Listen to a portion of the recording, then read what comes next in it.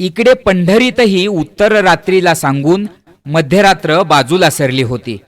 शेजारती नंतरचे सर्व सोपस्कार संपवून देवाचे बडवे आपापल्या घराकडे जाऊनही तसा बराच अवकाश झाला होता. केव्हा तरी विनेचा झनत्कार उमटणारे पंढरीरायाचे दार बंद झालेले ते राऊळ आता पूर्णपणे शांत झाले होते. शांततेचा श्रंगार घालून नटलेल्या मंदिरातील गरुड खांबही ध्यानस्थ योग्यासारखा डोळे बंद करून उभा असल्यासारखा वाटत होता. देवळाच्या दगडांसहित सारा परिसरच लहानशी डुलकी घेण्याकरिता निद्रिस्त झाल्यासारखा भासत होता. पहाटेच्या काकड्यास उपस्थित राहण्याच्या उद्देशाने मुख्य गाभाऱ्यापासून बऱ्याच अंतरावर आपापली हाडपी उशाशी ठेवून झोपलेल्या दोन वयोवृद्ध वारकऱ्यांशिवाय आसपास कुणीही नव्हते. समोरच्या अश्वत्थाची सळसळ आणि गळून पडलेल्या पिंपळपानाचा टपकन आवाजही स्पष्टपणे उमटत होता.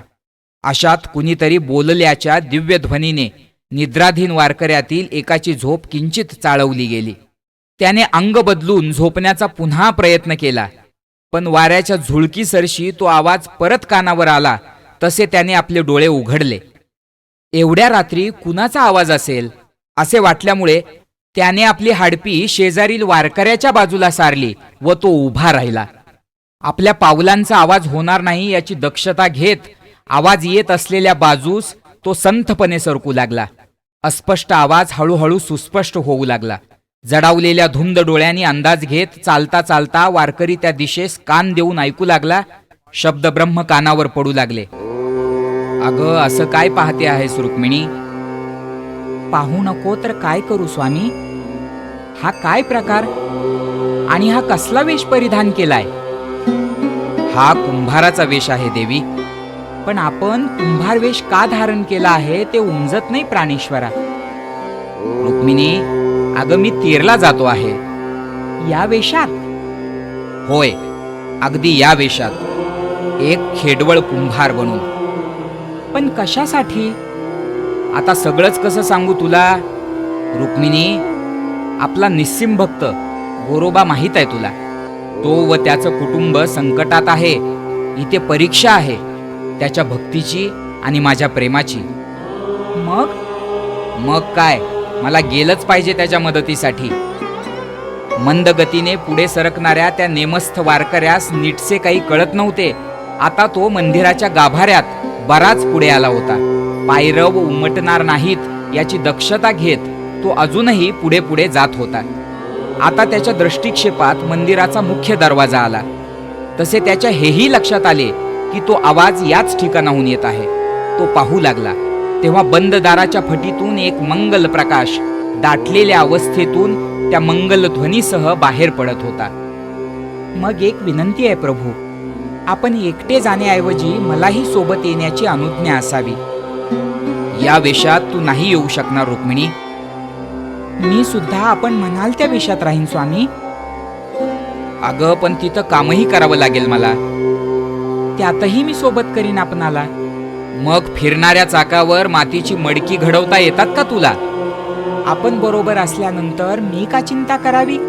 मडक्यांबरोबर गोरोबांचा प्रपंच घडवायचं काम तुम्ही करा. मी त्याच मडक्यांसोबत गोरोबांच्या भाकरी भाजायचं काम मी करीन. ठीक आहे मग देवी रखमा, चला आमच्या समवेत. पण गरुडास सोबत घेण्यास विसरू नका हं. कोणत्या वेशात हे तर सांगायची गरज नाही ना?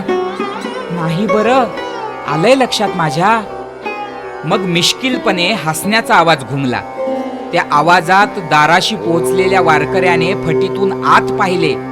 क्षीण झालेल्या नजरेला एक क्षणच एका तेजोमय प्रकाशातील दोन अस्पष्ट तेजपुंज वलयांचे दर्शन झाले. एक क्षणच.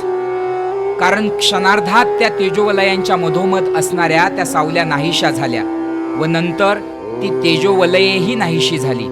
क्षणार्धात तो प्रकाश विरून गेला व क्षणार्धात तो आवाजही ऐकू येईनासा झाला. एखादे स्वप्न पडावे व संपून जावे तसा हा प्रसंग कर्णपटलांमागून सरकत गेला. बंद दारास नमस्कार करून तो वारकरी परत आपल्या झोपण्याच्या जागेवर आला आणि नुकत्याच घडलेल्या प्रसंगाच्या स्मृती संपून काहीही लक्षात न आल्यासारखा परत निद्राधीन झाला. पण या सर्व स्मृतींना सोबत घेऊन उत्तर रात्र मात्र त्या वारकऱ्यासारख्या मंद पाऊलांनी शांततेत पुढे पुढे सरकू लागली.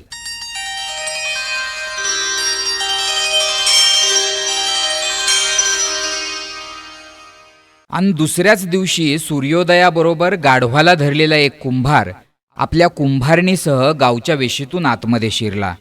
मारुतीच्या मंदिरापासून जाताना पहिल्याच माणसाला त्याने रामराम करत विचारले, हे गोरोबा कुंभाराचं घर कोणचं म्हणायचं? त्या माणसाने या नव्याने दिसणाऱ्या जोडप्याकडे पहिल्यांदा खालपासून वरपर्यंत पाहिलं. डोक्याला वेडवाकडं गुंडाळलेलं पागोटं, भाळी उभा गंध, गळ्यात तुळशीची टपोरी माळ, परिधान केलेल्या फाटक्या बंडीतून दिसणारे उघडे अंग, फाटकेच मळकट धोतर आणि अनवानी पाय, असा तो गाढवाच्या नाकातील वाळ्याला बांधलेल्या दोरखंडाला धरलेला इसम, तर फाटकं जुनं लुगडं, मळकट असलेली जुनी चोळी, कपाळावर आडव्या कुंकवाची चीर, नाकात मोत्याची झुपकेदार नथ, गळ्यात मंगळसूत्र व पायात कातड्याच्या वाहना असलेली त्याची बायको, असे त्या दोघांचे ध्यान पाहून कुत्सितपणे हसला. थोडी चौकशी केली व मग गोरोबाच्या घराचा रस्ता दाखवून मनालाच काहीतरी बडबडत तो निघून गेला.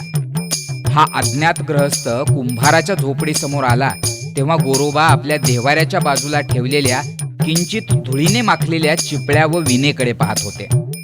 मागच्या 17 दिवसात त्यांच्याकडे कुणाचंच लक्ष गेलं नव्हतं. पण तेवढ्यात कोण हाय का घरात अशी हाक ऐकू आल्यानं ते बाहेर आले आणि प्रश्नार्थक नजरेनं समोरच्या अनोळखी व्यक्तीकडे बघू लागले. त्या इस्मानं स्वतःहून आपली ओळख सांगितली. मी जातीनं कुंभार आहे, इठू कुंभार, आणि ही माझी मालकीन रखमा. आमच्या इकडं जरा दुष्काळच पडलाय हो, कामधंदा नाही म्हणून भटकतो या सध्या. तुमच्याकडं हाताला काम आणि पोटापुरती भाकर मिळेल या आशेनं आलोय बघा. माझ्यासोबत माझं जनावर बी हाय, लई गुणी, गारुड्या म्हणताव आम्ही याला. तो तसाच किती वेळ बोलत राहिला असता कुणास ठाऊक, पण गोरोबांनी मध्येच प्रश्न केला, गाव कोणतं पण बाबा तुझं? पंढरपूरचा हवा आम्ही.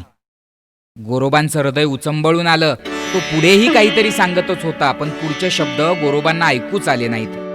ते तसेच जरा पुढे गेले आणि एखाद्या सासूरवाशिनीनं लग्नानंतर पहिल्यांदाच माहेराहून आलेल्या आपल्या भावाचं करावं त्याप्रमाणे त्यांनी त्या कुंभाराचं स्वागत केलं. प्रेमानं घरात नेलं, बसवलं. सागराची भरती संपून गेल्यानंतर बराच वेळ राहणाऱ्या त्या काठच्या वाळूच्या ओलाव्यासारखे हृदय सागराची भरती ओसरल्यानंतर मनातल्या ओलाव्यानं ते त्याला म्हणाले, माझ्या विठोबानंच धाडलं बघ तुला, तोच तर माझी काळजी करणार, दुसरं कोण आहे मला जीवलग त्याच्या वाचून. आणि मग दिवसाबरोबर स्वस्थ पडलेल्या चाकालाही गती आली. पुन्हा एकदा कुंभाराच्या घागरीमुळे निर्माण होणारे तेरणीच्या पाण्यातील तरंग उमटू लागले. पुन्हा एकदा विठोबानं पाणी ओतलेल्या मातीच्या ढिगावर गोरोबा विठ्ठल नामाच्या ठेक्यात नाचू लागले आणि पुन्हा एकदा चिखल उपयुक्त असा सुंदर आकार घेऊ लागला. नव्या कुंभाराची अविश्वसनीय कुशलता कुंभारवाड्यात अवतीर्ण होऊ लागली. हा कुंभार कुणी जादूगर होता की काय कुणास ठाऊक. चिखलातून निर्माण होणारं अप्रतिम सौंदर्य त्याच्या हातात होतं. चुटकीसरशी कामं होत होती. तो माती आणायला जातो केव्हा, येतो केव्हा, मडकी बनतात केव्हा व विकली जातात केव्हा हे उमजतही नव्हतं. दिलं तेवढं घेतलं आणि मडकं दिलं असा याचा धंदा होता. तेरणीची मडकी आता कित्येक मैल लांब बाजारात जाऊ लागली. शिवाय तयार झालेलं प्रत्येक मडकं खेळणं इतकं मजबूत होतं की घेणारा दगडानं वाजवून घेत होता आणि मनातून का असेना पण कुंभाराच्या कलेला दाद देत होता. या कुंभाराची मडकी विकण्याची पद्धतही जगावेगळीच होती. आपल्या गारुड्यावर आपला माल लादून हा गावभर हाकारी देत फिरायचा. मडकी घ्या हो मडकी, ही त्याची सहजच मारलेली हाकारी आरोळीसारखी गावभर ऐकू जायची. गावात घरासमोर समूहानं उभ्या असणाऱ्या बायका माणसांपुढे जाऊन हा स्वतःच मडकी डेरे दाखवायचा. पण दाखवताना त्या मडक्यांना प्रथम हातात न देता बाजूच्या एखाद्या मोठ्या दगडावर सरळ फेकून द्यायचा. तेव्हा मडक्याला थोडीही क्षती पोहोचण्याऐवजी ते चेंडूसारखे उडून बाजूला जाऊन पडायचे. मग त्याला उचलून तो लोकांच्या हातात द्यायचा व घेण्याचा आग्रह करायचा. लोक कुतूहलाने त्या मडक्यांकडे पाहायचे, मोल पुसायचे. तसा तो संबंध बलुत्याचा असेल तर मागेल तेवढी भांडी तशीच ठेवून जायचा आणि इतरांकडून किंमत न करता ते देतील तेवढे घ्यायचा. आता सर्वत्र त्याची वाट पाहिली जाऊ लागली. त्याच्याकडील मातीची भांडी लोकांना आवडू लागली. विठोबाई गावोगाव नि घरोघर फिरू लागला. कवडी मोल मिळाल्यानं लोक गरजेहून अधिक घेऊ लागले. घराघरात गाडग्या मडक्यांच्या कितीतरी उतरंडी तयार होऊ लागल्या. या कुंभाराची मडकी सासवा आपल्या दूरदेशी नांदणाऱ्या मुलींना तर सुना आपल्या आवडत्या माहेराला पाठवू लागल्या. सोयऱ्या धायऱ्यात व पाहुणे मंडळीतही या अद्भुत कुंभाराचे नाव निघू लागले. मडकी विकून न थकताच अगदी सकाळी गेला तसा तो सायंकाळी परत यायचा. उगाच भूक लागल्याचं सांगायचा. तशी स्वयंपाक करून तयार असलेली त्याची भार्या रखमा पानं मांडायची. मग गोरोबांना आपल्या सोबत घेऊन ते दोघं एकाच पानावर जेवायचे. संती रामी एकत्र जेवायच्या तर रखमा सर्वांना प्रेमानं व आग्रहानं वाढायची. काही वेळा तर ती गोरोबांनाही घास भरवायची. गोरोबा आडेवेडे घेऊ लागले की मग कुंभाराचा विठू हसत हसत म्हणायचा, भरवू द्या की काका, त्याला काय होतंय, सूनच आहे ती तुमची. मग गोरोबाई खाता खाता म्हणायचे, सून आहे की माझी मायच आली आहे हिच्या रूपात कुणास ठाऊक. संताबाईचे डोळे मात्र पाणवायचे. गोरोबांच्या तोंडात एक एक घास भरवताना त्यांच्या चेहऱ्यावरची तृप्ती वाढत जायची. दिवस कसा आनंदाने निघून जायचा. गोरोबांच्या घरात मात्र हे कुंभाराचं जोडपं सर्वांचं लाडकं बनलं होतं. का नाही बनणार? हा विठोबा बाहेरच्या दैनंदिन व्यवहारापासून ते पत्नीला स्पर्श न करणाऱ्या गोरोबांच्या तोंडात घास भरवण्यापर्यंतची सर्व कामे करत होता.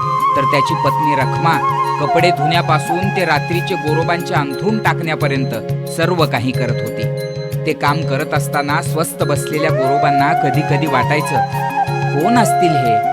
आपल्यासाठी इतके कष्ट उपसण्याची यांना काय गरज? पण मग त्यांच्या मनात येई, करता करविता तो आहे माझा विठ्ठल, त्यानेच यांच्या मनात आणले असेल. मग दुसऱ्याच क्षणी ते डोळे बंद करून विठ्ठल नाम घेण्यास सुरुवात करत. उशाप मिळालेल्या शापितासारखा दिवसही आता समाधानी जात होता. संतीरामीच्या संसार दुःखात किमान घर चालू झाल्याचं सुख होतं. विठोबाच्या बाबतीत तर संपूर्ण परिसरात नवलकथाच सुरू झाल्या होत्या. एखादा सहज बोलून जाई, काल दुपारच्या वेळी तो कुंभार आमच्या शेतावर आला होता. तेव्हाच दुसरा म्हणे, कसे शक्य आहे, काल त्यावेळी तर तो आमच्या मळ्यात होता की. तेव्हा तिसरा म्हणे, काय सांगता काय, तेव्हा तर तो रांजण पोचवायला आमच्या वाड्यावर आला होता ना. मग काय, आपल्या कल्पनाशक्तीची झेप जाईल तिथपर्यंत गोष्टी रंगविल्या जायच्या. कुणी म्हणे अहो त्याला जादू येते, कुणी म्हणे त्याला भानामतीचे प्रकार सुद्धा जमतात, तर कुणी म्हणे तो एका ठिकाणी गुप्त होऊन दुसऱ्या ठिकाणी प्रकट होतो. याचाच परिणाम म्हणून की काय, गोरोबांची सर्व देणी चुकती झाली. बलूत बंद केलेल्या लोकांनी घरी येऊन बलूत देण्यास सुरुवात केली. पाठीमागे गोरोबाची निंदा करणारे लोक समोर का असेना पण हसत मुखानं नमस्कार करू लागले. संतीरामीला याचं आश्चर्य वाटत असलं तरी गोरोबा मात्र आहे तसे होते. आणि अचानक एके दिवशी 2 घोडेस्वार तेरणेच्या रस्त्यावरचा धुराळा उडवत देवगिरी राज्याच्या दिवानाचा खलिता घेऊन कुंभारवाड्यासमोर पोहोचले. दिवानाच्या पत्नीनं मंदिरासाठी 6 महिन्यांच्या आत 1,00,000 विटांची मागणी केली होती. एवढे प्रचंड काम घेताना गोरोबांची मनस्थिती द्विधा बनली होती. पण त्यांनी काही बोलण्याच्या आत विठोबानं काम स्वीकारलं सुद्धा. गोरोबांना मात्र एकच वाटत होतं, काम जर या कालावधीत नाही झालं तर राजद्रोह केल्यासारखं होईल. पण विठोबानं सर्वांना धीर देऊन कामाची ग्वाही दिली. मग काय, कंबर कसून कामाला सुरुवात झाली. गारुड्या मातीचे ढीग रचू लागला. संतीरामी पाण्याच्या घागरी उलथू लागल्या. विठ्ठल नामाच्या घोषात गोरोबा चिखल तुडवू लागले, तर विठोबा आणि रखमा विटा बनवू लागले. आत्तापर्यंत कुर्मगतीने धावणारा उगवलेला दिवस कामामुळे आता भरधाव वाऱ्यासारखा जाऊ लागला. दिवसेंदिवस काम वेगानं होऊ लागलं.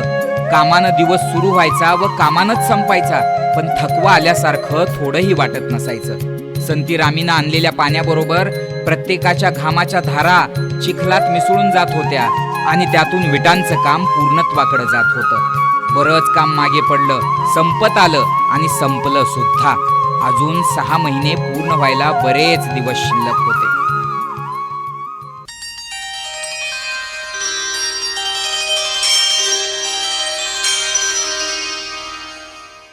एकादशीच्या स्वागतासाठी आजची पहाट उगवली. एका अकल्पित गूढ स्वप्नामुळं गोरोबांना जाग आली. ते उठले आणि तेरणीकडे चालू लागले. चालताना रात्रीच्या स्वप्नाचा विचार सुरू होता, पण तो उमजत मात्र नव्हता. म्हणून त्यांनी तो तिथंच सोडून दिला. तेरणीच्या पात्रातल्या थंडगार वाळूचा स्पर्श पायांना झाला त्यासरशी ते थोडंसं भानावर आले. समोर शांतपणे वाहणाऱ्या मूक तेरणामाईचं अथांग पात्र पसरलं होतं. विठ्ठल विठ्ठल म्हणत त्यांनी तेरणीच्या पाण्यात डुबकी मारली. आपल्या थोट्या हातांनीच आपल्या अंगावर हात फिरवला. तेवढ्यात कालेश्वरातल्या आरतीचे स्वर शंख, डमरू, घंटा आणि चौघड्याच्या कालव्यात कानावर पडले. पण इतक्या जवळ असूनही वाऱ्याच्या झुळकीमुळे ते स्वर कधी मंद तर कधी तीव्र होत होते. आंघोळ संपवून ओल्या अंगाने शिवालयात शिरलेल्या गोरोबांची ओम नमः शिवाय म्हणणारी नजर त्या काळ ईश्वराच्या शिवलिंगावर स्थिरावली. पण त्यांना ते रोजच्या सारखे दिसले नाही. कधी काळी ऋषी दुर्वासांनी वाहिलेल्या बिल्वपत्रांना अनुभवलेले भगवान कालेश्वर आज गोरोबांचा शिवनाम मंत्र श्रवण करत होते. आज गोरोबांना मात्र काहीतरी वेगळेपण जाणवले. शेवटी तसाच नमस्कार करून पांडुरंग पांडुरंग म्हणत ते घराची वाट चालू लागले. घरातली देवपूजा संपवून ते बाहेर आले तेव्हा सूर्योदय होत होता. पण सकाळीच निर्माण झालेल्या ढगाळ वातावरणामुळं जीवनातील सुखदुःखातल्या पाठशिवणीच्या खेळासारखा दुसरा ऊन सावल्यांचा खेळ सुरू झाला होता. उगवत्या सूर्याकडे पाहताना सहज गोरोबांच्या मनात आलं, या सूर्योदयासारखाच जन्म असतो माणसाचा. दिवसभर चालणारा ऊन सावल्यांचा खेळ म्हणजे सुखदुःखाचे जीवन आणि सूर्यास्त म्हणजे मरण. नंतर काय, फक्त अंधार, काळाकुट्ट अंधार. फार कमी असतात लोक ज्यांच्यासाठी जीवनमुक्तीसारखी पौर्णिमेची रात्र उगवते. अचानक सावली जाऊन सूर्याची किरणे डोळ्यासमोर चमकली व ते भानावर आले तर दुरून टाळ मृदंगाच्या घोषात विठ्ठल रखुमाई विठोबा रखुमाई, जय विठ्ठल रखुमाई विठोबा रखुमाई, जय विठ्ठल रखुमाई विठोबा रखुमाई चे अस्पष्ट स्वर कानावर येऊ लागले. दुरून येणारे ते स्वर आता जवळून येऊ लागले. अस्पष्टपणा जाऊन स्पष्ट ऐकू येताच गोरोबांचे डोळे त्या स्वरांना शोधू लागले तर पाय नकळत आपोआप त्या दिशेला चालू लागले. समोर पाहतात तर काय, सारी भूवैकुंठ पंढरी तेरणेवर प्रसन्न झाली होती. तेरणेचं पात्र तेरणेचा नसून चंद्रभागेचं आहे की काय असा आभास निर्माण झाला होता. आणि त्या पात्रात सारे संत विठ्ठल नामाच्या ठेक्यावर फेर धरून नाचत होते. गोरोबांच्या पायांचा वेग वाढला. अगदी संदीपानीचा आश्रम सोडून गेल्यानंतर प्रथमच भेटणाऱ्या सुदाम्याच्या स्वागतासाठी जाणाऱ्या श्रीकृष्णाच्या चेहऱ्यावरील आनंद त्यांच्या चेहऱ्यावर स्थिरावला. भुवया उंचावल्या गेल्या, कारण समोरील संतांमध्ये सर्वांच्या ठाई एकच ब्रह्मतत्व विराजमान आहे हे सिद्ध करण्यासाठी रेड्याच्या मुखातून वेद बोलविणारा ज्ञानेश्वर होता. गुरु आणि बंधू या नात्यांचा आदर्श घालून देणाऱ्या निवृत्तीबरोबर सोपान, जनाई व मुक्ताई होते. प्रत्यक्ष परब्रह्मास घास भरवणाऱ्या नामयासोबत परिसा भागवत, साळ्या रसाळ, कुर्मदास, भानुदास, कानोपाटक, जगन्मित्र नागा, सच्चिदानंद बाबा, जोगा परमानंद, राका कुंभार. एवढंच नाही तर देवा नाही रूप, देवा नाही नाम, देव हा निष्काम सर्वा ठाई असे म्हणणारा चोखा सुद्धा होता. सारे आले होते. हृदय उचंबळून आलं असताना किंचित पाणावलेल्या नेत्रांनी गोरोबांनी अक्षरशः सपशेल लोटांगण घातलं. पटकन निवृत्ती पुढं झाला व त्याने गोरोबांना हृदयाशी कवटाळलं आणि आवेग संपताच कौतुकानं विचारलं, काका, आम्ही पंढरपुराहून इथं का आलो हे माहित आहे का तुम्हाला? अहो, पंढरीचा पांडुरंग सध्या तुमच्या इथं आहे. कुठं आहे तो? गोरोबांना एक अक्षरही कळलं नाही. प्रश्न व आश्चर्य इतकंच त्यांच्या डोळ्यात होतं. इतक्यात आपल्या कोमल आवाजात मुक्ताईनं विचारलं, काका, तुमच्या हातांना काय झालं? मायेनं विचारलेल्या त्या चिमुकलीच्या प्रश्नानं गोरोबांचं मन हेलावलं आणि त्यांनी सारं सांगितलं. मूल तुडवल्याचं सांगितलं, विठ्ठलाची शपथ सांगितली, दुसऱ्या लग्नाविषयी सांगितलं, शपथ मोडल्याचं आणि हात तोडल्याचं सुद्धा सांगितलं. मग निवृत्तीच पुढे झाला. भावविभोर गोरोबांच्या चेहऱ्यावरील प्रश्नावस्था संपवण्याच्या निश्चयानं म्हणाला, काका, चला, आम्हाला तुमच्या घरी घेऊन चला. गोरोबा पुढे चालू लागले. विठ्ठल रखुमाई विठोबा रखुमाईचा जयघोष परत सुरू झाला. सारे संत नामघोषाच्या आनंदात टाळ मृदंगाच्या ठेक्यात गोरोबांच्या घराची वाट चालू लागले. साऱ्यांच्याच मनात एक गोड कुतूहल होतं काही घटिका चालून होताच ते कुंभारवाड्यात पोहोचले. विठ्ठलनाद क्षणकाल थांबला. ज्ञानदेव पुढे आला आणि म्हणाला, काका, तुमच्या घरात काम करणारा विठोबा पहा कुठं दिसतो का? गोरोबा किंचित आत डोकावले. त्याने विठोबास 2-3 हाका मारल्या. त्यांच्या आवाजाने संती व रामी पुढे आल्या. रखमाचीही शोधाशोध झाली. दोघेही नव्हते. ज्ञानदेवाच्या चेहऱ्यावरचे ज्ञातेपणाचे स्मितहास्य नम्रपणे गोरोबांना निहाळत होते. दोघेही निश्चित येथे नाहीत हे उमजताच गोरोबा परत संत वृंदासमोर उभे राहिले, पण काहीही बोलले नाहीत. तसा सर्वात पुढे असणारा ज्ञानदेव परत म्हणाला, काका, अहो समजले की नाही? तुम्हाला समजले नाही असे कसे म्हणू शकेन मी? पण तरीही सर्वांना एक गंमत दाखवतो. विठोबानं भाजून तयार केलेली 2-3 मडकी आणा पाहू. संतीवर आम्ही घाईघाईनं आतमध्ये गेल्या. क्षणार्धात हातात मडकी आणि मनात तेच कुतूहल घेऊन बाहेर आल्या. मडकी सर्वांच्या समक्ष ठेवली गेली. त्यातील एक मडकं ज्ञानदेवानं उचललं व तो म्हणाला, मंडळी, यातील कोणतंही मडकं उचला, आपल्या कानाला लावा आणि लक्षपूर्वक ऐका. एक आश्चर्य अनुभव आला. पण ज्ञानेश्वराचा शब्द प्रमाण मानत संत मंडळींनी मडकी उचलली. एका एका माठाला अनेकांनी आपले कान लावले आणि त्या नीरव शांततेत सर्वांचे डोळे विस्फारले गेले. मुक्ताई साऱ्यांच्याकडे पाहून फक्त हसत होती. कदाचित निवृत्तीनाथांसह तिलाही सारं ठाऊक होतं. सर्वांच्या मनात आश्चर्य व हृदयात तृप्तीसह गोरोबांविषयीचा आदरभाव दाटून आला. कारण कान लावलेल्या प्रत्येक मडक्यातून विठ्ठल विठ्ठल विठ्ठल विठ्ठल असा मधुर ध्वनी ऐकू येत होता.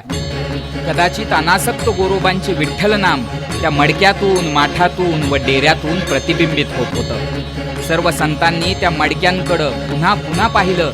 अगदी पुन्हा पुन्हा त्या मडक्यांना त्यांनी आपल्या कानाशी लावलं. ते विठ्ठल नाम त्यांनी पुन्हा पुन्हा आपल्या कर्णपटलांनी अनुभवलं. दिव्यत्वाचे एक तेज अगदी नजरेसही जाणवणाऱ्या त्या मडक्यांच्या स्पर्शानं जसे सर्वांचे कान तृप्त झाले, तसेच त्यांचे नयनही ती तृप्ती आपल्यात साठवू लागले. आता त्या मडक्यांना होणारा कानांचा स्पर्श थांबला होता व आता सर्वांच्या मस्तकांचा स्पर्श त्या मडक्यांच्या रूपाने गोरोबांची भक्ती अनुभवत होता. मातीच्या मडक्यातून विठ्ठल ध्वनी, गोष्ट अचंबित करणारी होतीच खरी, पण सारे संत अचंबित न होता नम्र झाले. गोरोबा व ज्ञानोबा यांची उराउरी भेट झाली.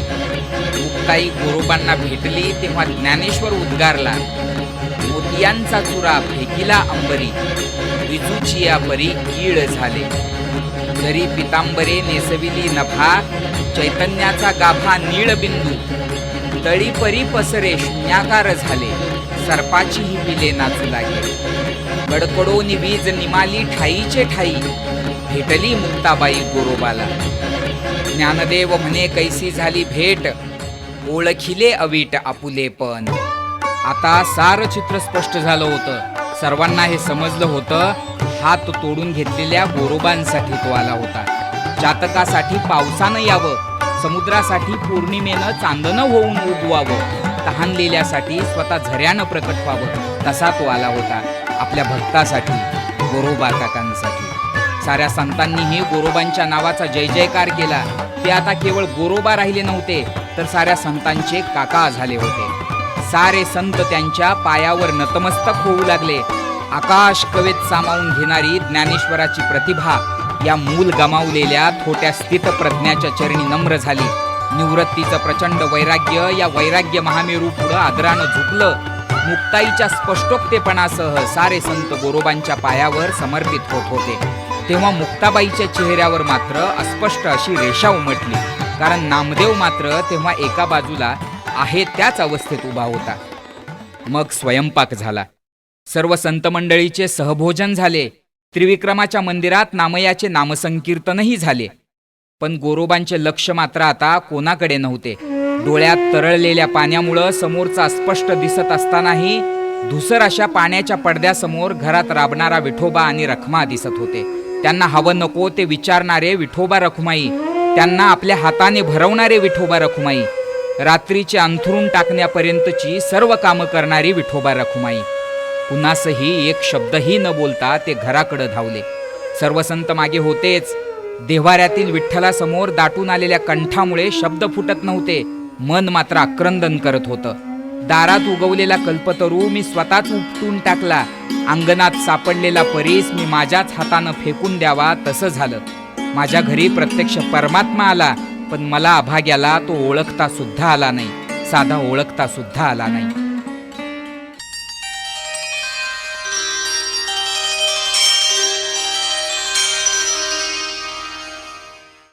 चालून थकलेल्या पायाबरोबर पाहण्यास आतुर झालेल्या डोळ्यांना पंढरपुरातल्या मंदिराची शिखरे जेव्हा दिसली, तेव्हा दशमीचा सूर्य आपल्या धरणी मातेला भेटायला जात होता. पहाटेपासून चालत आलेले पाय अजूनही चालतच होते. कदाचित त्या पायांनाही विठ्ठल भेटीची ओढ लागली असावी, कारण आषाढी एकादशीस आपल्या विठ्ठल माईस भेटायला हा वैराग्य सूर्य चालत निघाला होता. दगडकाट्यांची वाट सुद्धा आज त्याला गुलाब पुष्पांचे गालीचे अंथरल्यासारखी वाटत होती. कधी नव्हे ते संतीरामी सुद्धा बरोबर निघाल्या होत्या, आणि कधी नव्हे तो त्या तिघांमध्ये एक गोड संवाद सुरू होता. या सुखसंवादातून एक तितकाच गोड अभंग गोरोबांच्या मुखातून बाहेर पडू लागला. मुकिया साखर चाखाया दिधली, मुकिया साखर चाखाया दिधली, बोलता हे बोली बोलवेना, बोलता हे बोली बोलवेना, मुकिया साखर चाखाया दिधली, मुकिया साखर चाखाया दिधली.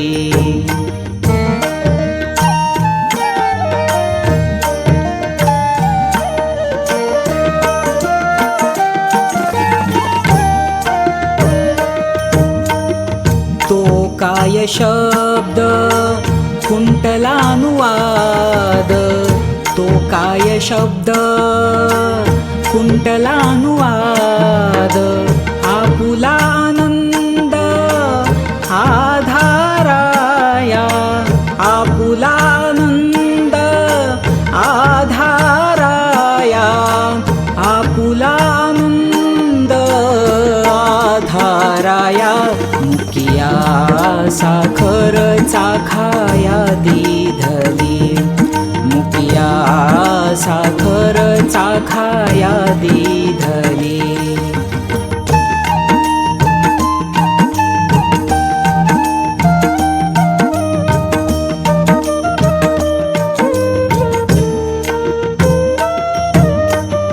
आनंदी आनंद मिळूनी रहाने, आनंदी आनंद मिळूनी रहाणे, अखंडित होणे ना होतिया, अखंडित होणे ना होतिया, अखंडित होणे ना होतिया, मुकिया साखर चाखाया दिधली, मुकिया साखर चाखाया दिधली.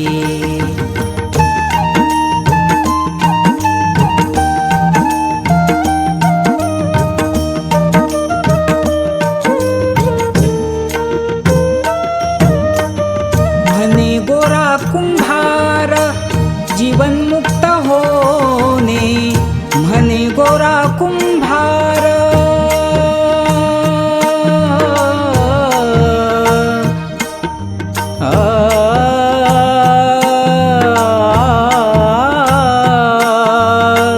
म्हणे गोरा कुंभार जीवनमुक्त होणे, जग हे करणे शहाणे बापा, जग हे करणे शहाणे बापा, जग हे करणे शहाणे बापा, मुकिया साखर चाखाया दिधली, मुकिया साखर चाखाया दिधली, बोलता हे बोली बोलवेना, बोलता हे बोली बोलवेना मुकिया साखर चाखाया ती धवी मुकिया साखर चाखाया ती धली मुकिया साखर चाखाया ती धली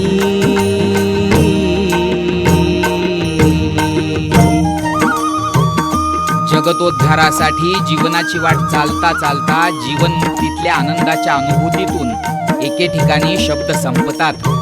साखरेच्या गोडीचे वर्णन न करता येणाऱ्या मुक्यासारखी अवस्था होते आणि शांतता पसरते. काही क्षण तशीच स्तब्धता पसरली व मग गोरोबा चालता चालता विचार करू लागले. उद्या एकादशी. पाठी भाकरी बांधून कित्येक मैल रस्ता तुडवत टाळ मृदंगाच्या आवाजात हरिनामाचा गजर करत भागवत धर्माची पताका खांद्यावरून मिरवणारे शेकडो विठ्ठल भक्त पंढरीस आले असतील आणि याच वैष्णवांसाठी विठ्ठल भक्तांसाठी निर्गुण निराकार रूपातले ब्रह्म सगुण रूपात कमरेवर हात ठेवून विटेवर उभा राहिले असेल. या सगुणापासूनच तर निर्गुणापर्यंत पोहोचायचंय प्रत्येकाला. समोरचे चित्र मनातील विचारांना प्रेरणा देत होते. याच तंद्रीत पंढरपूर जवळ आले तशी त्यांना घाई झाली. मन भीमेच्या तीरावर पोहोचले, पाय जवळपास धावू लागले. अशात त्यांचे पहिले पाऊल चंद्रभागेच्या वाळवंटात पडले तेव्हा पश्चिम क्षितिजावर सूर्य जाऊन फक्त लालिमा उरली होती. दिवसभर शिनलेल्या पायांना भिवरेचा ओलावा लागला आणि ते शांत शांत झाले. गोरोबांनी समोर पाहिले. वृद्धत्वात येणाऱ्या प्रेमळ कारुण्यासारखं भीमा म्हणून उगम पावलेल्या चंद्रभागेचं पाणी दिवस मावळून गेल्यानंतरच्या वातावरणामुळे दिसत होतं. चंद्रभागेच्या जवळ जाऊन गोरोबा खाली वाकले. त्यांनी तिला मनपूर्वक नमस्कार केला व आपले उजवे पाऊल तिच्या पाण्यात टाकले. कसल्या तरी अनामिक धन्यतेची भावना त्यांच्या किंचित पाणावलेल्या डोळ्यात उमटली. या धन्यत्वाच्या साक्षात्कारासाठीच जन्मोजन्मी हरीचा दास व्हावे असे त्यांना वाटले. मग कुठली तरी अदृश्य शक्ती ओढत असल्यासारखे ते चालू लागले. मनाच्या अधीरतेसोबत पायांचा वेगही आपोआप वाढला. संतीवर आम्ही आपल्या मागे येत आहेत की नाहीत हे न पाहता ते एका धुंदीतच महाद्वाराजवळ आले. वाऱ्यासोबत गुजगोष्टी करणाऱ्या कळसावरील भगव्या ध्वजाकडे सहज लक्ष जाताच तोही ओळखीचे स्मित केल्यासारखा त्यांना वाटला. मग पुढे होऊन महाद्वाराच्या पहिल्याच पायरीवर त्यांनी आपले मस्तक ठेवले आणि त्यानंतर आत पाऊल टाकले. मनात बेचैनी जाणवत होती. अंतःकरण धडधडत होते आणि अशा अवस्थेत त्यांनी हात जोडून गाभाऱ्यात प्रवेश केला. समोर युगानयुगाचा साक्षीदार हसत मुखाने स्वागतासाठी उभा होता. त्या सावळ्या श्रीविठ्ठलाच्या मुखावरील खट्याळ हसू त्यांनी पाहिलं व तोंड मूक असूनही त्यांचे पाण्याने डबडबलेले अबोल डोळे मात्र बोलू लागले. हे जगन्नाथा पांडुरंगा, किती रे अज्ञानी मी. माझ्या घरी तू आलास आणि मला तुझी साधी ओळखही पटू नये. आणि तू किती कृपाळू, किती कनवाळू. माझ्या मोडक्या संसाराला उभा करायला स्वतः आलास. माझ्या घरात राबलास.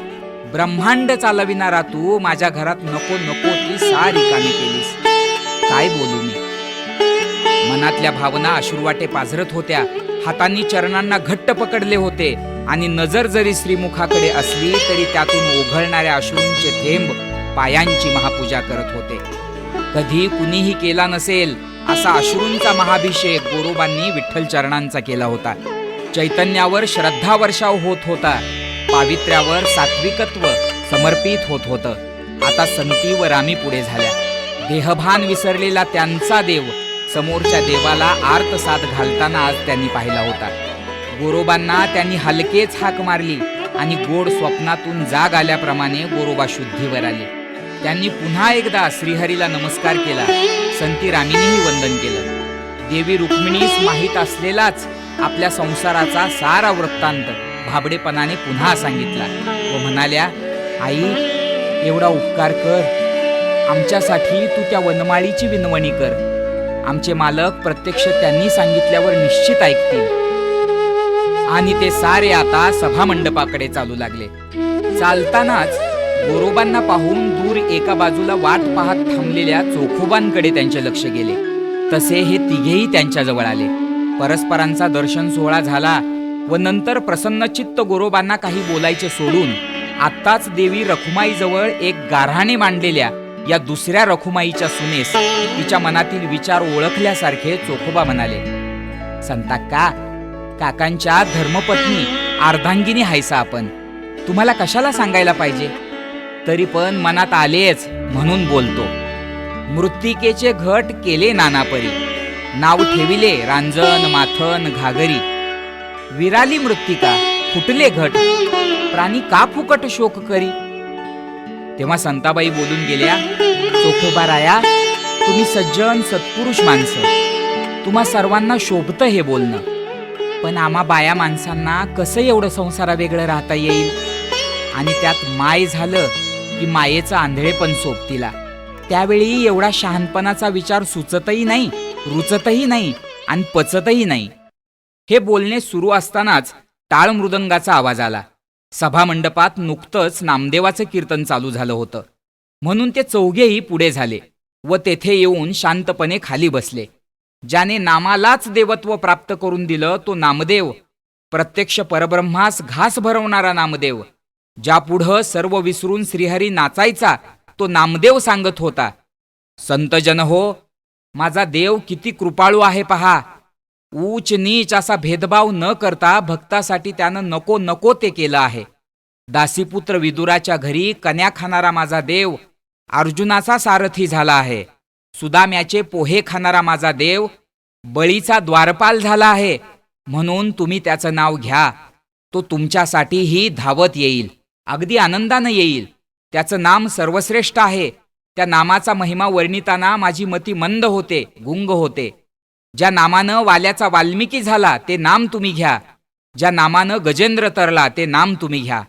प्रेमानं घ्या, अंतःकरणापासून घ्या, तो तुमचीही जीवन नौका निश्चित संसार भवसागरातून पार नेईल. आपण भाग्यवान आहोत सज्जन हो. आज एकादशीच्या दिनी विठूच्या राऊळात त्याच्याच कृपाछायेखाली आपण त्याचा नामघोष करू शकत आहोत. म्हणून आपले दोन्ही हात वर करा आणि हाताने टाळी वाजवत मुखाने विठ्ठल विठ्ठल म्हणा, बोला. सारा सभामंडप बेधुंद झाला होता. सर्वांचे हात उंच झाले होते आणि त्या उंच हातातून वाजणाऱ्या टाळीला मुखातून प्रतिध्वनित होणाऱ्या विठ्ठल नामाची सोबत मिळत होती. पण छोटे हात वर केलेल्या गोरोबांच्या डोळ्यातून मात्र अश्रुधारा वाहत होत्या. आतापर्यंत कधीही न जाणवलेली उणीव त्यांना त्या क्षणी अचानक जाणवली. आपल्या छोट्या हातांमुळे आपण टाळी वाजवू शकत नाही हे त्यांच्या ध्यानी आले. तेव्हा विठ्ठल नामाच्याच गजरात गोरोबा गाऊ लागले,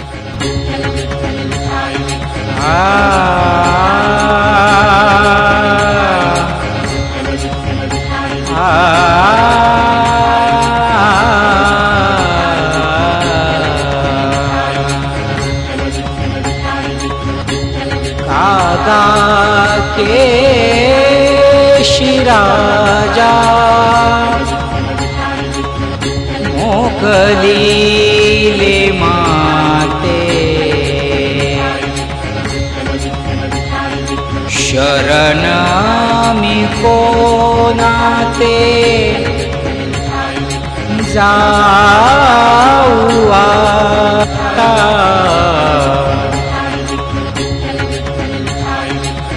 तुझविन माझ ना दिसे निर्वाणी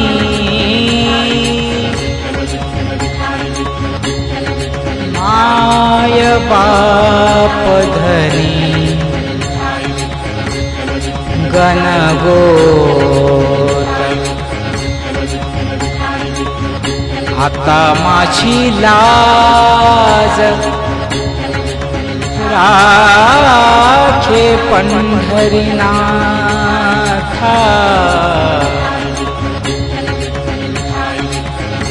आता माझी लाज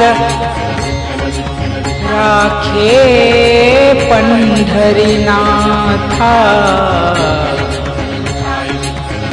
तुझविन अनंता आनिक नाही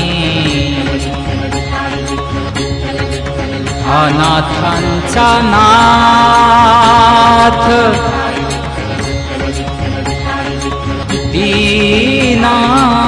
दीनांचा कैवारी, अनाथांचा नाथ, दीनांचा कैवारी, पावझड करी आपुल्या दासा, पावझड करी आपुल्या दासा,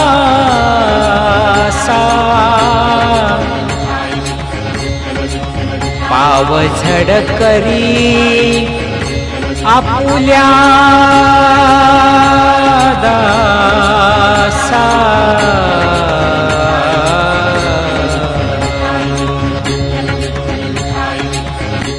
हे करुणा करा, का रे मला अशी वेळ यावी की तुझे नाव घेताना मला साधी टाळी सुद्धा वाजवता येऊ नये. या निर्वाणीच्या क्षणी मी कुणाला शरण जाऊ सांग. देवा, आता माझी आणि माझ्या भक्तीची लाज तुझ्याच हाती आहे. पंढरीनाथा, नाहीतरी कोण आहे मला तुझ्याविन. दीनांचा कैवारी असणाऱ्या हे अनाथांच्या नाथा, तुझा दास गोरोबा तुझ्या कृपेसाठी विनवणी करतो आहे रे. गोरोबा थोट्या हातांनी टाळी वाजवत बंद डोळ्यांनी अभंग गात होते. नामदेवासहित सारा सभामंडप अवाक होऊन गोरोबा आळवत असलेला कारुण्यपूर्ण स्वर ऐकत होते. विठ्ठल नामाला एक तालबद्ध लय प्राप्त झाली होती आणि त्याच वेळी गोरोबांच्या थोट्या हातांना पंजे फुटू लागले.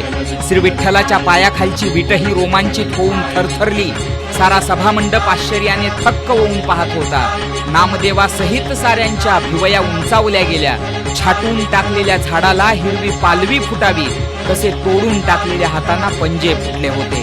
हा चमत्कार सर्व लोकांनी पाहिला. विठ्ठल मंदिराच्या भिंतींनी पाहिला आणि गरुड खांबानही पाहिला. भाग्यवान भक्तासाठी उगवलेला भाग्यवान दिवस. लोकांनी गोरोबांच्या नावाचा जय जयकार केला. सारे संत गोरोबांच्या चरणावर मस्तक ठेवू लागले. संतीवर राणीच्या आनंदाला तर अंतच नव्हता. दोघींच्याही चेहऱ्यावर कमळं उमलली होती. पण तेव्हाच तिला हात तोडावयास कारणीभूत झालेल्या बाळाची आठवण झाली व एकदम तिच्या मुखातून हुंदका बाहेर पडला. त्या हुंदक्यासरशी ती धावत विठ्ठल मंदिरात गेली आणि विठ्ठलाचे पाय धरून फक्त रडू लागली. आनंदाची व दुःखाची संमिश्र प्रतिक्रिया होती ती.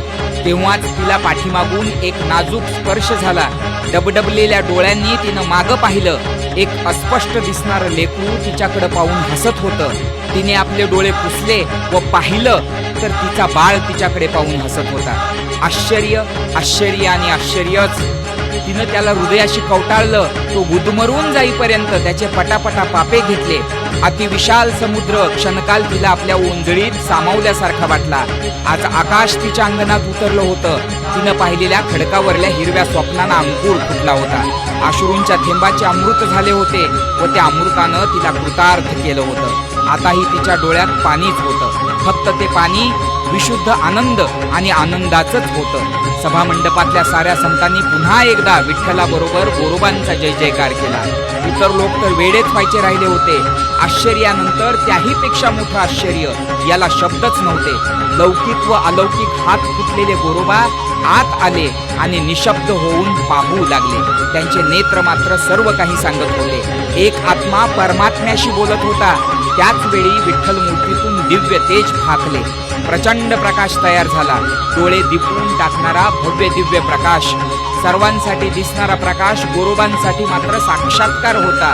गळ्यातल्या वैजयंतीलाही क्षणभर हेवा वाटावा असा चैतन्याच्या आलिंगनाचा साक्षात्कार. अंतःकरणातील जाणीवांच्या अनुभूतींना हृदयांबरातील नेनिवेच्या साक्षात्काराचा प्रसाद मिळत होता. त्या साक्षात्कारातून राऊळात घुमणारे शब्द प्रकट झाले. धन्य आहेस गोरोबा, धन्य आहेस. तुझी ब्रह्मानंदिनी भक्ती आणि मोक्षापलीकडे साधुत्व धन्य आहे. आता आपल्या मातीत जन्मभूमीत परत जा. सतीनं तुला घातलेली माझी शपथ मी स्वतः परत घेतो. तुझ्या हातून आणखी 2 कामे पाहिजे आहेत. जा, सुखाने संसार करा. क्षणात सारा प्रकाश लुप्त झाला. क्षणात ते पुरातन मंदिर आहे तसे दिसू लागले. क्षणात गोरोबांच्या चेहऱ्यावर कृतार्थतेचे, प्रेमाचे आणि स्वाभिमानाचे भाव येऊन गेले.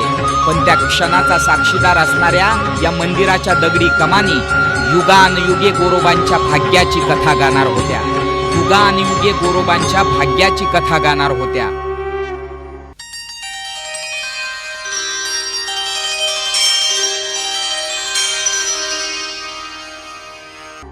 आळंदीच्या सिद्धेश्वर मंदिराचा गाभारा आज पूर्णपणे भरलेला दिसत होता. ज्यांच्या पदस्पर्शाने पुनीत झालेल्या तिथल्या मातीला धन्य धन्य वाटावे असा प्रत्येक संत आज तिथे उपस्थित होता. वैष्णवांच्या पौर्णिमेतल्या मेळ्यामध्ये भक्तिरसाच्या चांदण्याचे शिंपण शिंपडले जात होते. या भक्तिरस चांदण्यातला सगळ्यांचा चंद्र मात्र एकच होता, सावळा श्रीहरी. हरिभक्तांच्या मेळ्यात हरिनामाची पर्वणी असते. सर्व संत आपले अनुभव सुखदुःख कथन करत होते. मधूनच श्रीहरीचे गान व्हायचे. अशात नामदेवाचं आगमन झालं. नामदेवाला पाहताच विठ्ठलाचा सर्वात लाडका भक्त म्हणून सारे उठले व त्याच्या पायावर मस्तक ठेवू लागले. निर्जीव भिंतीला चालवणारा ज्ञानदेव पाया पडला. भूत आणि भविष्याचे ज्ञान असणारा निवृत्ती पाया पडला. सोपाना, परिसा भागवत, सच्चिदानंद बाबा, जोगा परमानंदा सहित सारे सारे पाया पडत होते. पण चांगदेवासारख्या योग्याला सुद्धा तू अगदी कोरा योगी आहेस चांगदेवा असं तोंडावर सांगणारी मुक्ताबाई मात्र फक्त पाहत होती.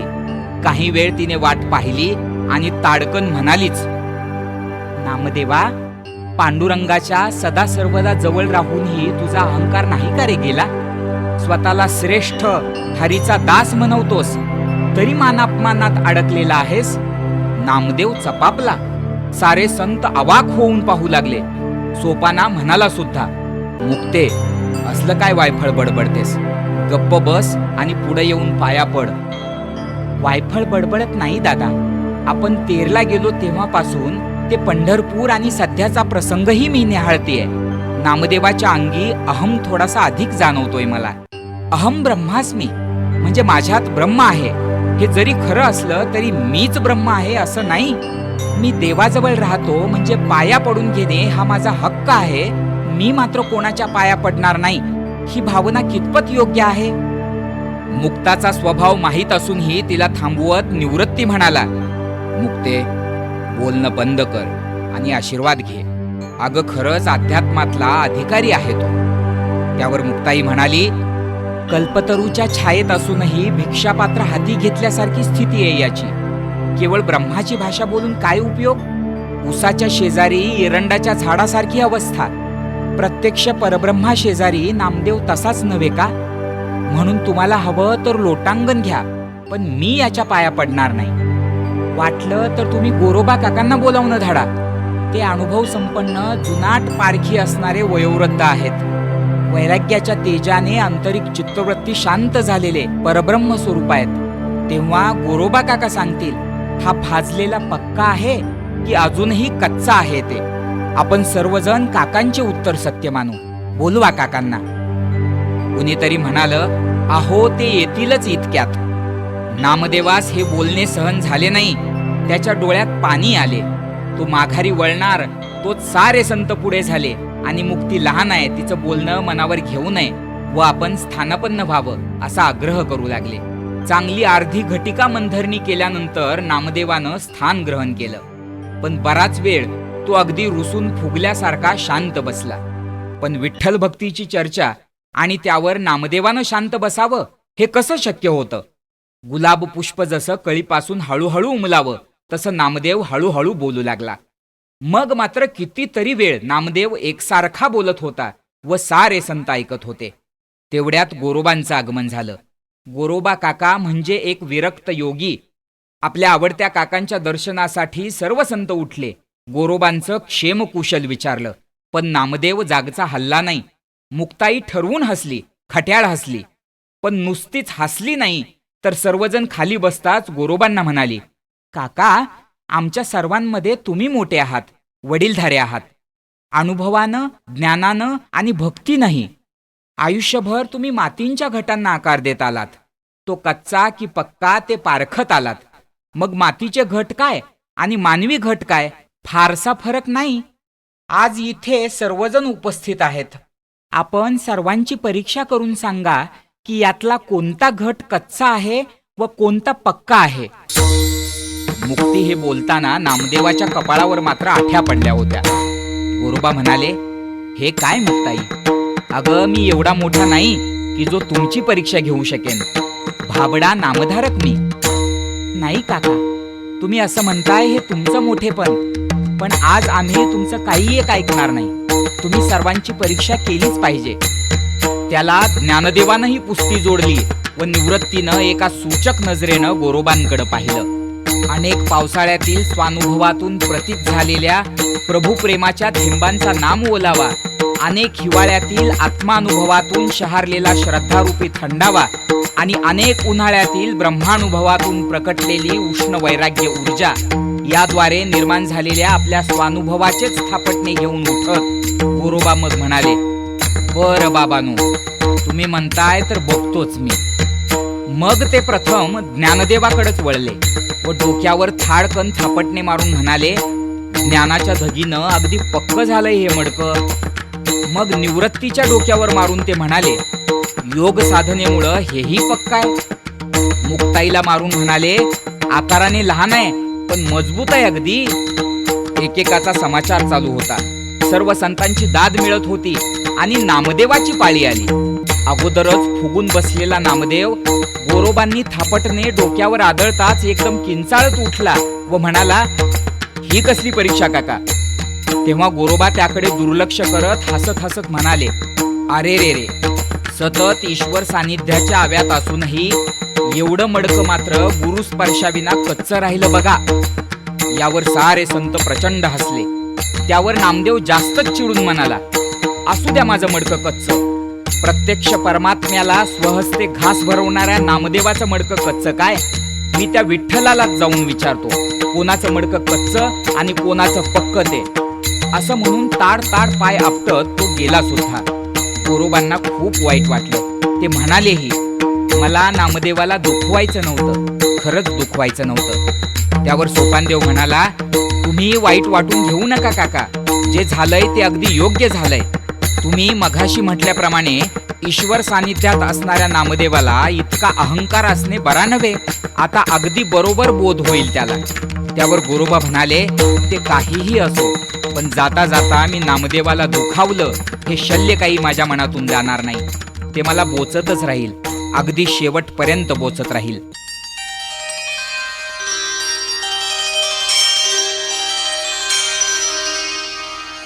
इकडे इंद्रायणीच्या पहिलं तीरावर धावत पळत आलेला नामदेव प्रचंड संतापलेला होता. संतापाच्या अतिरेकामुळे शरीर थरथर कापत होते. एवढ्या साऱ्या लोकांमध्ये झालेला तो घोर अपमान, गोरोबांनी उच्चारलेले ते शब्द आणि सगळ्यांचा तो हशा पुन्हा पुन्हा आठवत होता. अरे रे रे, सतत ईश्वर सानिध्याच्या आव्यात असूनही एवढं मडकं मात्र गुरुस्पर्शाविना कच्चं राहिलं बघा. मी कच्चे मडके, माझा कच्चा घट, आणि ठरवणारे हे कोण? गाडग्या मडक्यांना भाजून पक्के करणाऱ्यांना एवढा अधिकार प्राप्त झाला काय, जे माझी परीक्षा घेऊ शकतील? आग लावणारी ती एवढीशी सनकाडी मुक्ताई आणि सगळेच सामील एकमेकांना.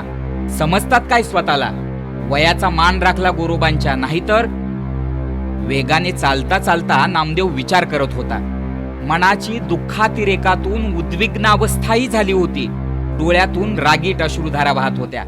परत पाठीमागून कुणी येते की काय या विचारातून चालता चालता एखाद्या वेळी मागे वळून पाहणेही सुरू होते. तो अपमान मात्र मनातून जाता जात नव्हता. शब्द जिव्हारी लागले होते. ब्रह्माग्नीवर भाजून पक्के करण्याची गरज आहे म्हणे मला. अरे बालपणापासूनच तर मी त्याच ब्रह्मासवे सदा सर्वदा त्याचा सखा म्हणून राहतो आहे. जेवढा काळ मी त्याच्या सोबत घालवला तेवढे पळ तरी यांना त्याची संगती मिळाली आहे का? जातिवंत पारखी म्हणे मला पक्के करताहेत. सगळ्यांनी मिळून माझा अपमान करायचा घाटच घातला होता यांनी. आलो तेव्हा बरे वाटले सगळे, पण ही सगळी कैकाड्याच्या वानाची असतील असे वाटले नव्हते. यांच्याकडे यायची, यांना भेटायची माझी तरी कुठे इच्छा होती, पण देवाने गळ घातली आणि पाठवले म्हणून आलो तर हे असे?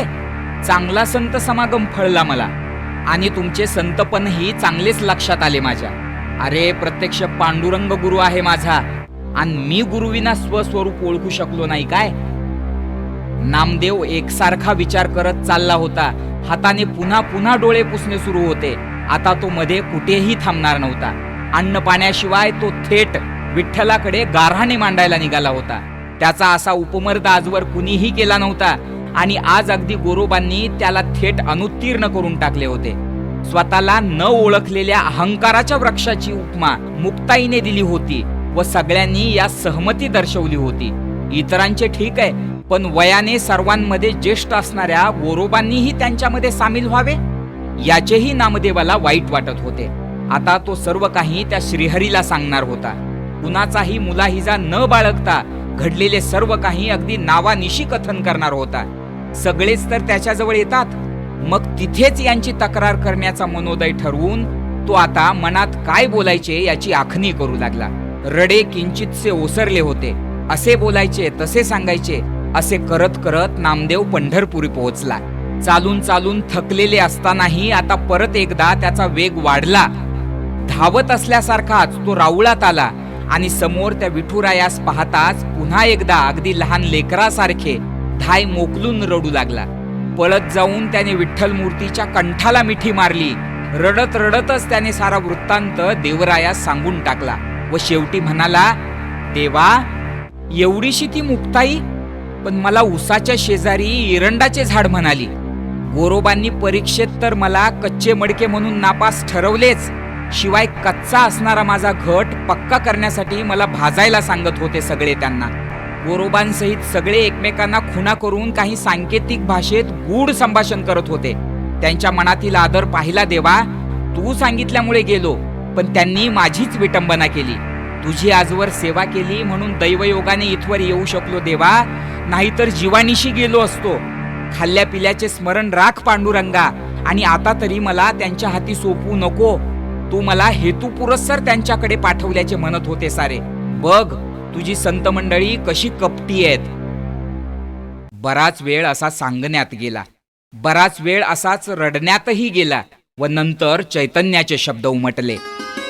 नामया, तुला माझ्याशिवाय दुसरे काहीच माहीत नाही, पण मी तरी पूर्णतः कळलो आहे. सध्या मी तुला समोर दिसतो, पण गुरुकृपेने तुला सर्वत्र माझ्याच प्रकाशाची प्रचिती येईल. माझी व्यापकता अनुभूतीतून प्रकटेल आणि तुझ्या माझ्यातील भेदाची भावना संपून जाईल. नामदेवा, गोरोबानं तुला एक मार्ग दाखवलाय. नव्हे तर भवबंधनातल्या मुक्तीसाठी गुरुकृपा दृष्टीच आवश्यक असते. तुझ्या समवेतचा मी जणू स्वप्नातील संपत्तीसारखा आहे. माझ्या सत्य प्रचितीसाठी गुरु अनुग्रह महत्वाचा. आता नामदेवही काहीसा सावरला होता. त्याचा आपल्या स्वामीवर दृढनिश्चयी श्रद्धाभाव तर होताच, म्हणून त्या शब्दांवर विश्वास ठेवत त्यांनी विचारले, पण हे पंढरीनाथा, मी जाऊ कुठे? कुणाचा अनुग्रह स्वीकारू? आणि हा योग्य मार्गदर्शक आहे म्हणून नेमके गुरुस्वरूप कसे ओळखू? पुन्हा नामदेवाच्या हृदयांबरातून देवालयाचे अंतरंग बोलते झाले. श्रीगुरु शांत व उदास चित्तवृत्तींचा, सांथोर निंदास्तुती सुखदुःख यांच्या समान जाणिवेचा, हर्ष क्रोधाच्या पलीकडे जाऊन मृदू वचनाचा, करुणेचा सागर, श्रीगुरु स्वतःजवळचे प्रसादासारखे वाटणारा, दुसऱ्यांसाठी झिजणारा, हृदयी अमृताचा झरा असल्यासारखा नित्यतृप्त.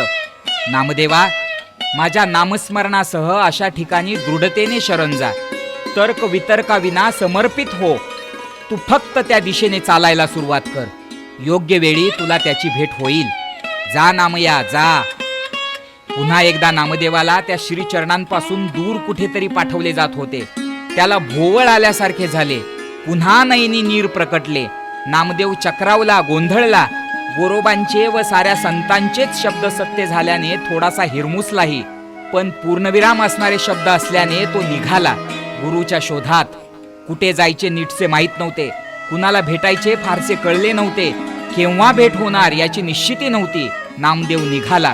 गोरोबांचे परीक्षण खरेच सत्य होते की काय हा संभ्रमही मनात निर्माण झालेला. खरंच मी कच्चा घट हा प्रश्नही पाठ न सोडणारा याच विचित्र मनस्थितीत नामदेव निघाला होता. देवास नमस्कार करून चिंताग्रस्त अवस्थेत नामदेवाचे एका दिशेला जाणे सुरू होते. मंदिरामध्ये राहायचे, प्रसादातले खायचे व सकाळी उठून चालायचे असे नामदेवाचे शोधकार्य सुरू होते. एक गाव लागले. विचारल्यावर कुणीतरी सांगितले, औंढा म्हणतात बाबा या गावाला. सायंकाळ होत आली होती. कुठेतरी थांबणं आवश्यक होतं, म्हणून नामदेवाची दृष्टी आजूबाजूला अंदाज घेऊ लागली. काही अंतरावर कुण्या मंदिराची शिखरे दिसली तसा तो त्या दिशेनं चालू लागला. काही क्षणात तो त्या देवळाजवळ पोहोचला. आतमध्ये प्रवेशताना सवयीने त्याने सहजच तिथल्या पायरीला स्पर्श केला. बरेच विस्तीर्ण असणारे ते मंदिर अत्यंत निरामय, पण कुणाची तरी वाट पाहत असल्यासारखे वाटत होते. धड उजेड ना अंधार अशी बाहेरची स्थिती असूनही त्या निर्जन मंदिरात मात्र बराचसा काळोख पसरला होता. हळूहळू गाभाऱ्यात आलेल्या नामयाने मग उजेडासाठी चाचपडत चाचपडत समईची जागा शोधली. समई लावली तसे त्याच्या लक्षात आले की हे शिवमंदिर आहे. पण हे काय? कुणी दुर्धर रोगग्रस्त, बहुधा कुष्ठरोगी असलेला म्हातारा चक्क शिवलिंगावर पाय ठेवून निजला होता.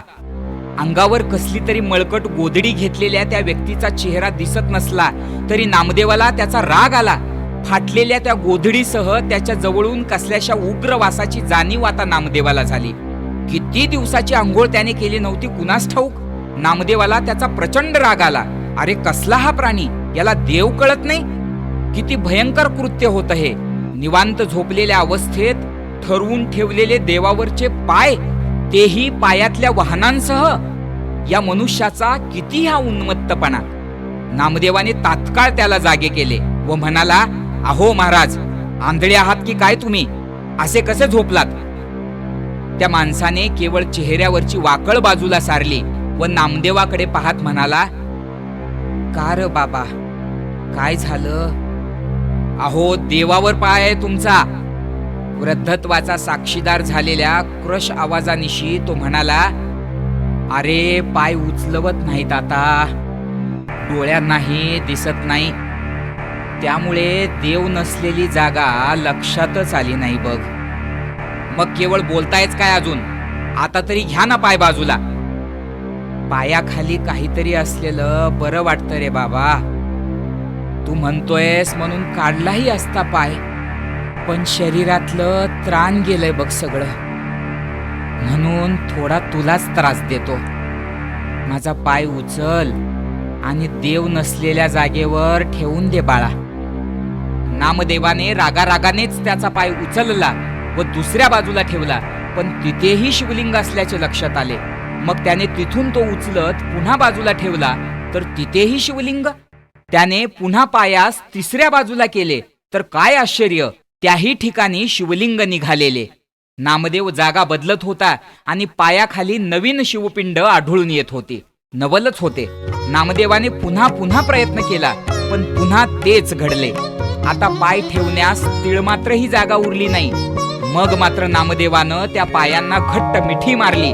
हा कुणी अज्ञात ग्रहस्थ नव्हता. जन्म जन्मांतरीची ओळख पटल्यासारखी झाली. विसोबा खेचर. पंढरीतून निघताना देवानं हेच तर नाव सांगितलं होतं. विसोबांनी नामदेवाच्या डोक्यावर, मस्तकावर हात ठेवला आणि साऱ्या चेतना जागृत झाल्या. सारे जगत शिवमय दिसू लागले. सर्वत्र निळाईचा विस्तार समजून आला. त्रिभुवनात दाटून राहिलेला ब्रह्मानंद नामदेवाच्या अंतरंगातून प्रगटला. श्रीगुरूंच्या पायांची मिठी सोडवेनाशी झाली. चित्तवृत्तींसह जीव ओवाळून टाकावा असे वाटू लागले. डोळ्यांचे डोळे उघडल्यासारखे झाले होते. जन्म मरणाचे साकडे सुटले होतेच, शिवाय सर्वत्र सर्व काळी प्रभू व्यापलेला कळले होते. कैवल्याच्या प्रकाशाचे दर्शन झाले होते. चरण स्पर्शाचा, शरणागतीचा महिमा जो गोरोबांना ज्ञात होता तो त्याने आज जाणला होता. संत समुदायाच्या समोरील लोटांगणाचा समर्पण भाव लक्षात आला होता.